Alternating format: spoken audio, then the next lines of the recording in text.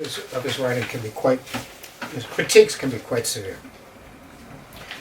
The world is a beautiful place to be born into if you don't mind happiness not always being so very much fun. If you don't mind a touch of hell now and then, just when everything's fine, because even in heaven, they don't sing all the time. The world is a very beautiful place to be born into. If you don't mind much, a few dead minds in the highest places, or a bomb or two now and then in your upturned faces, or a bomb or two, right? And your upturned faces, or such other improprieties as your name brand society is prey to, with its men of distinction, with its men of extinction, and its priests and other patrolmen, and its various segregations and congressional investigations and other constipations. That only fool flesh is heir to. Yes, the world is the best place of all for a lot of things. Such things as making the fun scene, making the love scene, making the sad scene, singing those songs of having inspirations and walking around and looking at everything and smelling flowers and goosing statues and even thinking and kissing people and making and wearing pants and waving hats and dancing and going swimming in rivers on picnics in the middle of the summer, just generally living it up. Yes, but then right in the middle of it comes the smiling mortician.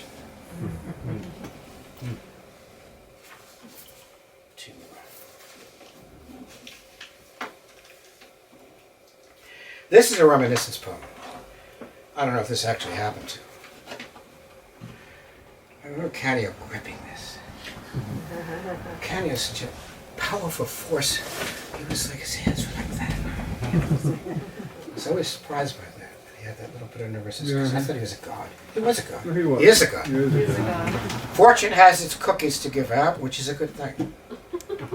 Since it has been a long time since that summer in Brooklyn, when they closed off the street one hot day, and the firemen turned on their hoses. And all the kids ran out into it.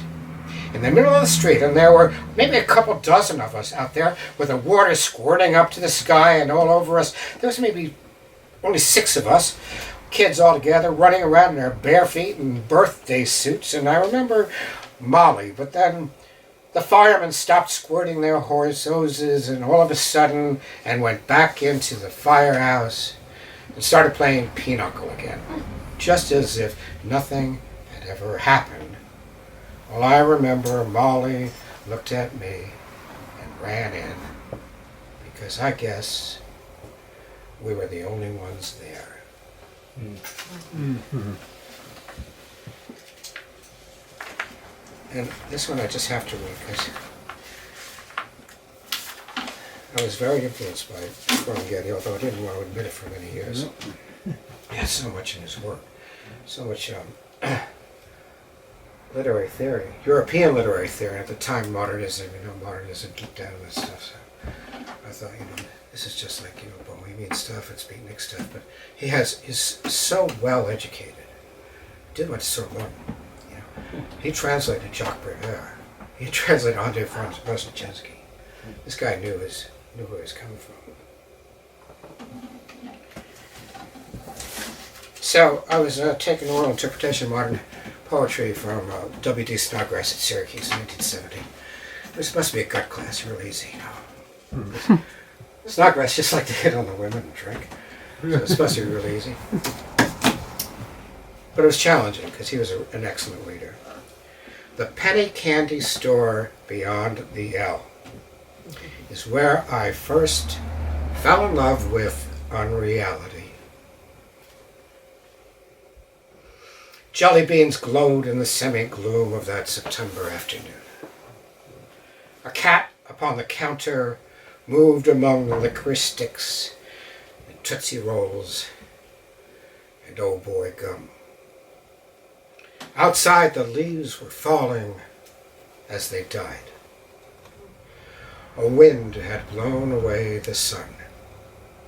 A girl ran in. Her hair was rainy. Her breasts were breathless in the little room. Outside, the leaves were falling, and they cried, "Too soon, too soon." Lawrence Ferlinghetti, thank you for doing this.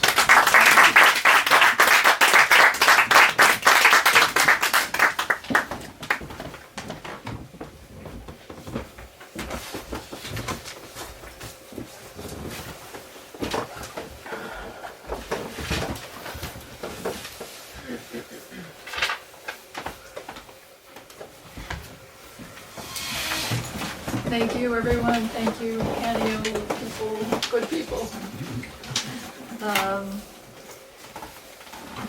I'm Mary Mart, and my husband and I had the Good Times Bookshop in Port Jefferson since in 1972.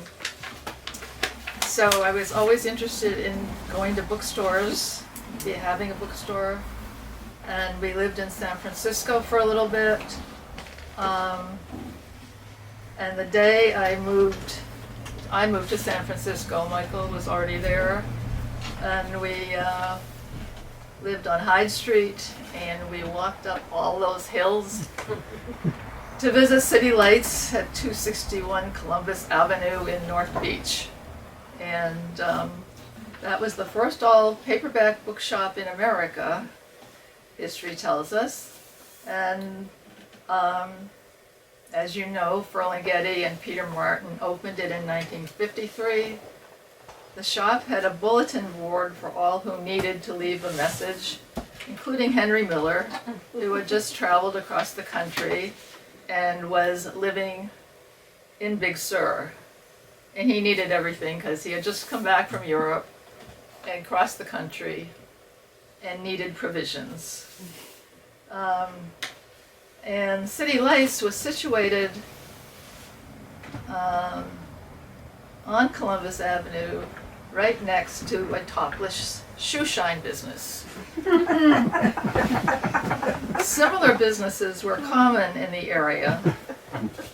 One of its regular shoe shiner billed herself as the topless mother of 8. In contrast, there were many poetry readings in the San Francisco area.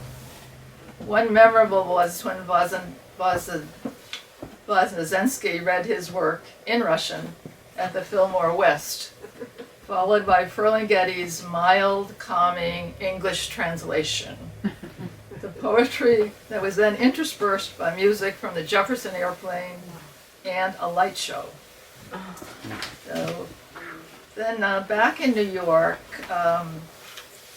I was back in New York, and there was a reading at the 92nd Street Y. It was a cold, windy night, followed by a lengthy line of those of us waiting for his signature. He couldn't wait to get outside to the waiting cab, but he did provide it.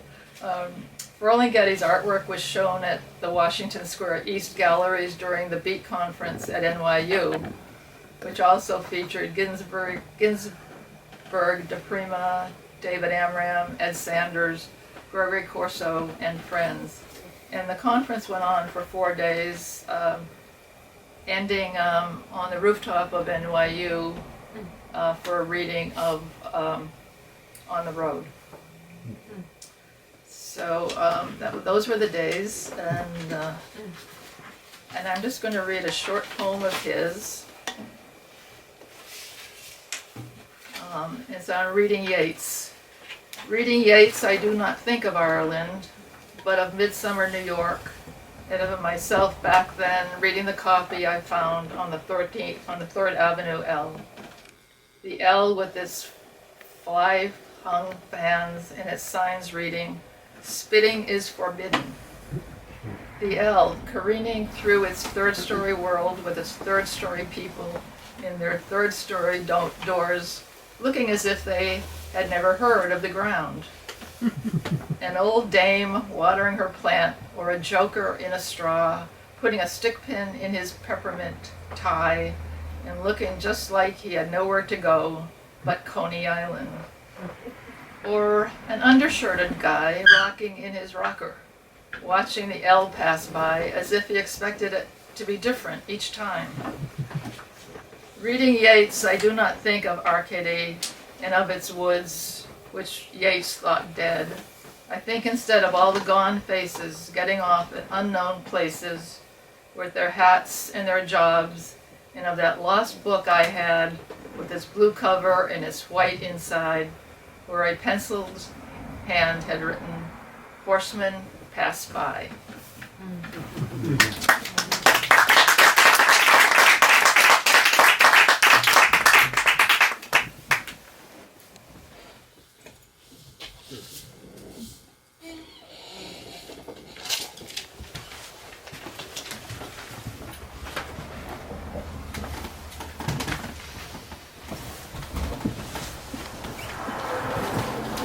I'm going to read a longer poem of Ferlinghetti's from A Coney Island of Mine, and it's a poem I sort of think of as almost a synopsis of large aspects of his style, and I've cribbed it endlessly. So this is autobiography, and bear with me, this goes on for a little bit. I am leading a quiet life in Mike's Place every day, watching the champs of the Dante billiard parlor and the French pinball addicts. I am leading a quiet life on Lower East Broadway. I am an American. I was an American boy. I read the American Boy magazine and became a Boy Scout in the suburbs.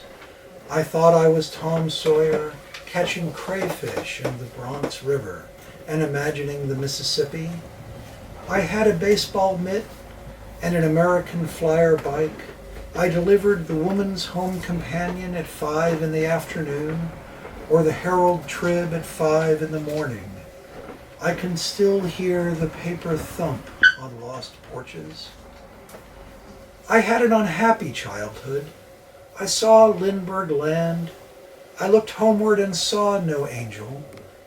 I got caught stealing pencils from the 5 and 10-cent store the same month I made Eagle Scout. I chopped trees for the CCC and sat on them. I landed in Normandy in a rowboat that turned over. I have seen the educated armies on the beach at Dover. I have seen Egyptian pilots in purple clouds, shopkeepers rolling up their blinds at midday, potato salad and dandelions at anarchist picnics.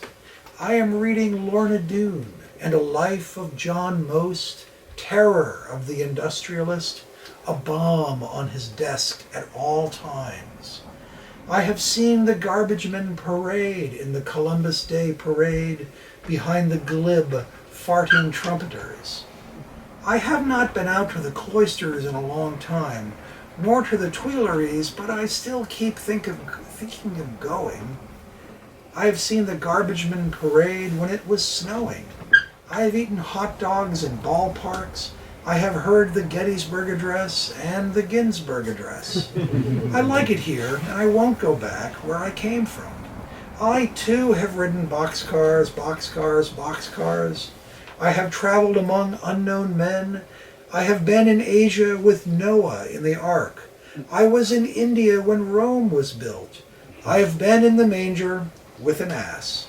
I have seen the Eternal Distributor from a white hill in South San Francisco and the laughing woman at Luna Park outside the funhouse in a great rainstorm, still laughing.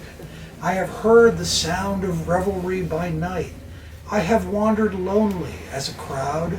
I am leading a quiet life outside of Mike's Place every day, watching the world walk by in its curious shoes.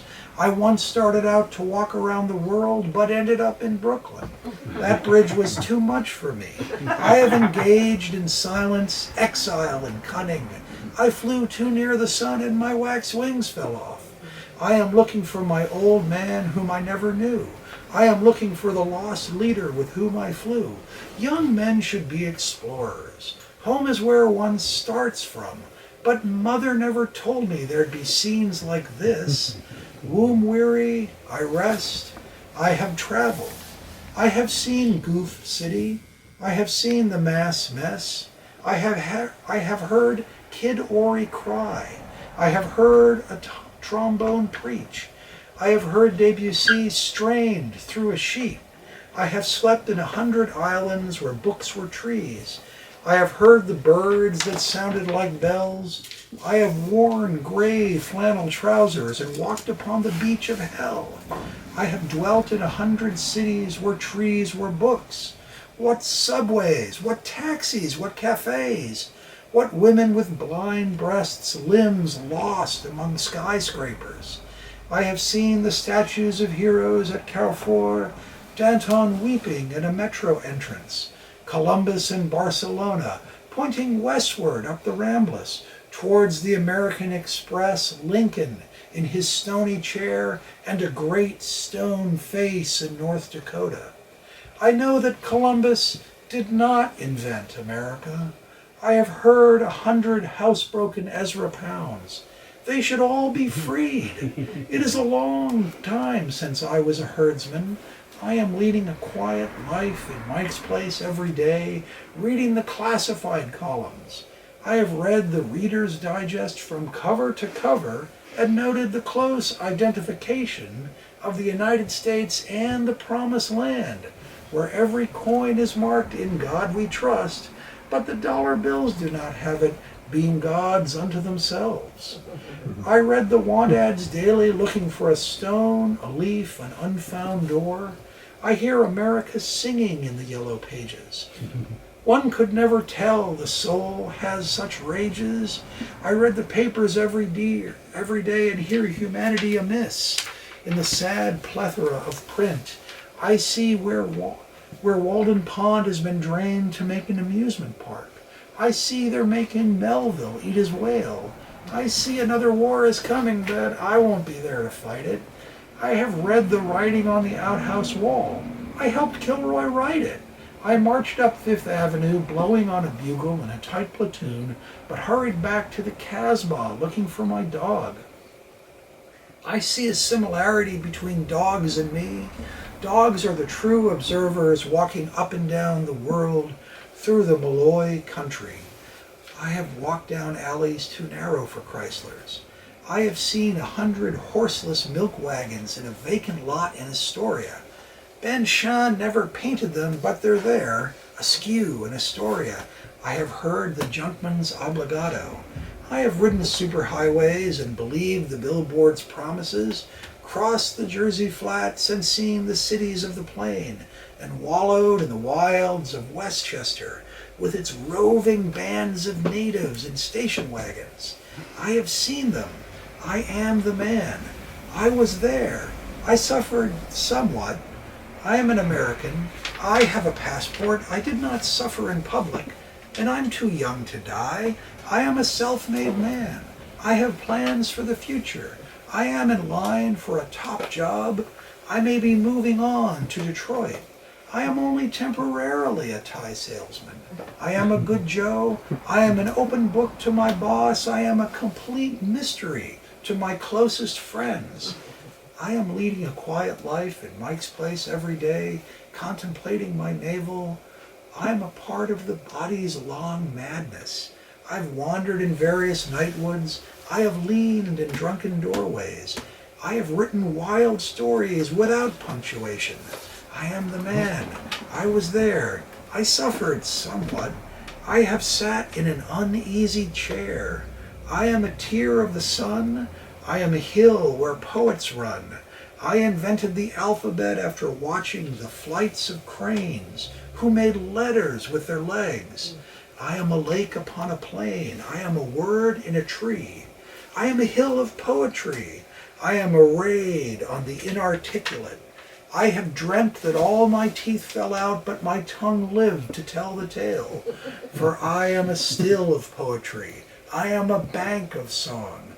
I am a player piano in an abandoned casino on a seaside esplanade in a dense fog, still playing. I see a similarity between the laughing woman and myself. I have heard the sound of summer in the rain.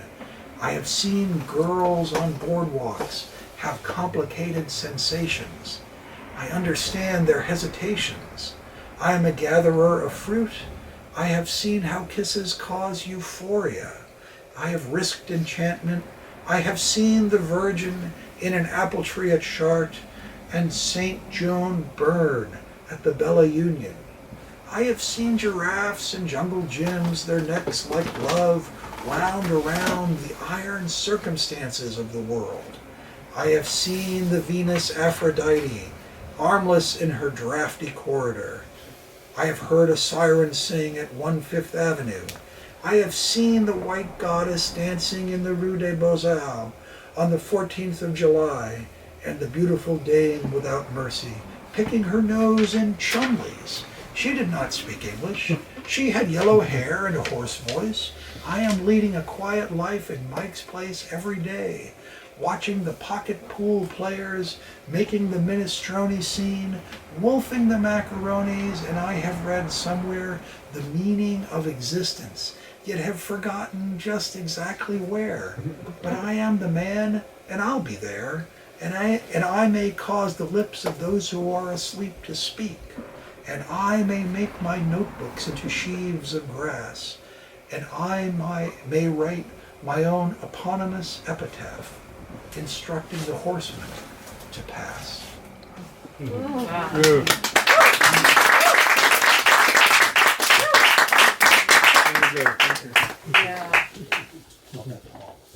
You felt that. Yeah. Oh, that's autobiography. Yeah, it's in there. Hello, my name is Heidi Rain, and I'm really glad to be here today. And thank you, Marianne and Catherine, for making this happen, for everybody who's here to hear it. My husband and I are activists, and we do water testing. We belong to the Blue Water Task Force, which is part of Surfrider. And I always say to people, I'm part of Surfrider, but I don't surf. And I feel bad about that. I'd like to be a person who surfs, but this poem made me feel better. Surfers are poets too, if you look at it that way. At least in the western part of the West, they too are looking for the perfect wave with the perfect rhythm sublime. They too are looking for the endless light at the end of the tube of time. They too would fly through the eye of a needle. They too are realists and know a killer wave when they see one. They are not cyberpunks surfing through cyberspace. They are sailors who know that the sea, like life, has its rages and can be a merciless monster when it wants to, dashing the poem of your endless summer on the rhymeless rocks of outrageous fortune. And I'm going to read a tiny little piece of what George read before because it felt like a poem all of itself. I hope you don't mind. The world is a beautiful place to be born into if you don't mind happiness not always being so very much fun. If you don't mind a touch of hell now and then, just when everything is fine, because even in heaven, they don't sing all the time. The world is a beautiful place to be born into if you don't mind some people dying all the time, or maybe only starving some of the time, which isn't half so bad if it isn't you.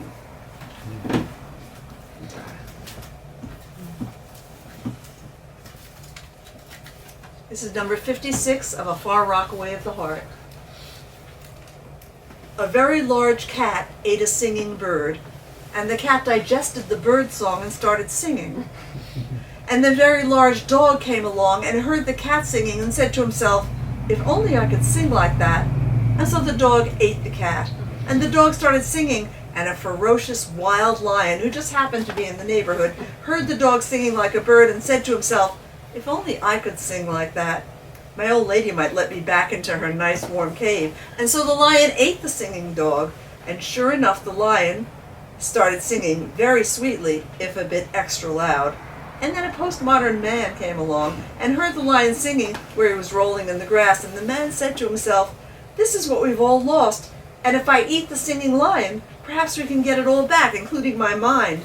And so the man ate the lion, and then the man started singing as if pure lyricism hadn't been banned in the postmodern world. And pretty soon, all the men and women on earth started singing together, if a bit off-key. And their music reached to the skies, a very fine music indeed. And then one fine day, the universe swallowed the whole world, and the whole universe, like one sentient being, felt into a new perfect harmony. And it was the true music of the spheres, a visionary music, a slow music, an andante music, a singing in the inner ear.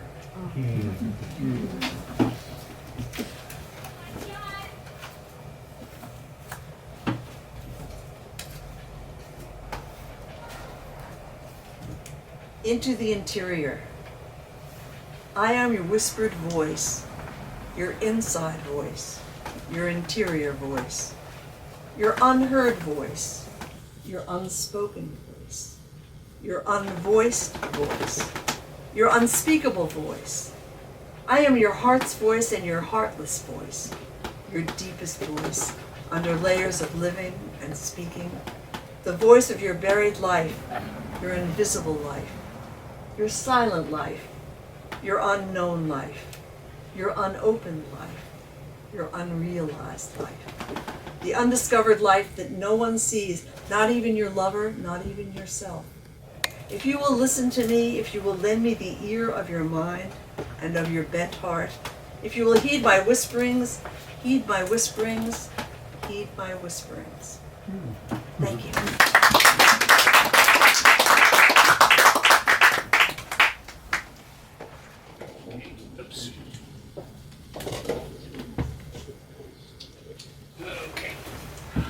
Hello, I'm Tom Oleszczuk, and I want to read a poem from Poetry as Insurgent Art.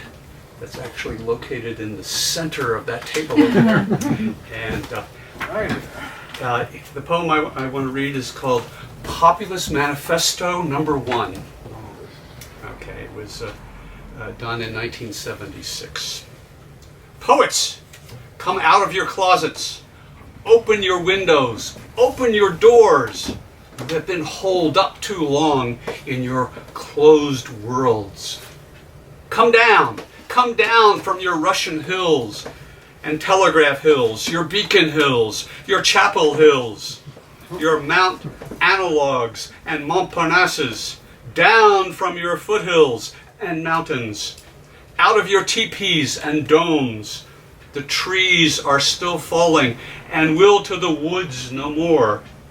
No time now for sitting in them as man burns down his own house to roast his pig. No more chanting Hare Krishna while Rome burns. San Francisco's burning. Mayakovsky's Moscow's burning. The fossil fuels of life. Night and the horse approaches eating light, heat, and power, and the clouds have trousers. No time now for the artist to hide above, beyond, behind the scenes, indifferent, paring his fingernails, refining himself out of existence. No time now for our little literary games. No time now for our paranoias and hypochondrias. No time now for fear and loathing. Time now only for light and love. We have seen the best minds of our generation destroyed by boredom at poetry readings. Poetry isn't a secret society. It isn't a temple either. Secret words and chants won't do any longer. The hour of oming is over. The time for keening come. Time for keening and rejoicing over the coming end of industrial civilization, which is bad for earth and man. Time now to face outward in the full lotus position, with eyes wide open. Time now to open your mouths with a new open speech. Time now to communicate with all sentient beings. All you poets of the cities, hung in museums, including myself,